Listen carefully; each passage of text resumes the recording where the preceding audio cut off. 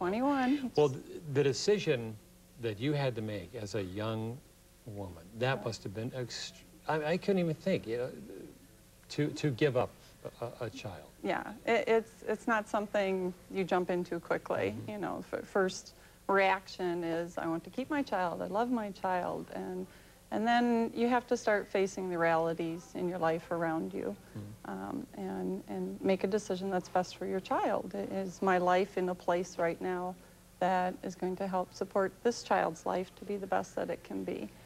You had to make two extremely important decisions in your life. One, to give the child for adoption, and then the second one, I'm going to have a relationship with this child. I mean, the question might have come. Well, they were kind of connected for me, because the idea of placing him for adoption, this is during a time in 1985 when closed adoptions were prevalent. So most people did not get any contact with the family. Yeah, and I just knew right away that was something I could not do. I had to know he was okay. I had to know he was loved and cared for. And when I went to my counselor at Catholic Charity, she said, there's a few people kind of trying this, there's no guarantees. And I said, well, if I'm going to do it, that's the only way. I have to know. Did you have people saying, no, you don't want it, Patricia, you don't want to do it, you don't want to know, just... Oh, absolutely, absolutely, especially at that time when it was the way that most people were doing it. They felt that you should put it behind you, forget about it, you know, let him go on with his life. But when you have a child and when you place them for adoption, there's no forgetting. And all the research has finally caught up and proven, you know, that you think about your child every day. In your book, in you two, you mentioned you're not trying to talk people into this. You are just providing your story. The book is set up in two parts. The first part of each chapter offers advice and guidance to women facing this decision, birth mothers that have already gone through it, adoptive families that are trying to build a relationship with a birth mother.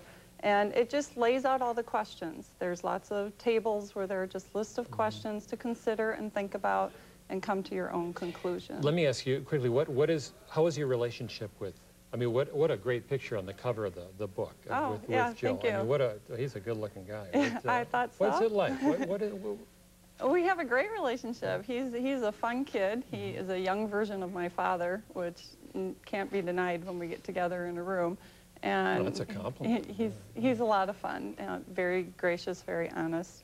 I have a really good relationship with his parents, and I think he learned from that growing up, seeing how open and honest and respectful we were of each other. He grew up believing that that's the way you should treat other people. I know you're available for lectures and talks and that sort of thing, and if people are interested in this book, we have a website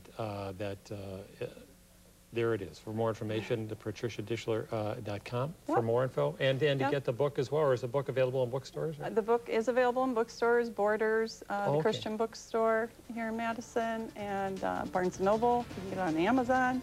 Good. But yes, you can get it through the website. And there's a sample chapter on the website, too, if you just want to take a look at it.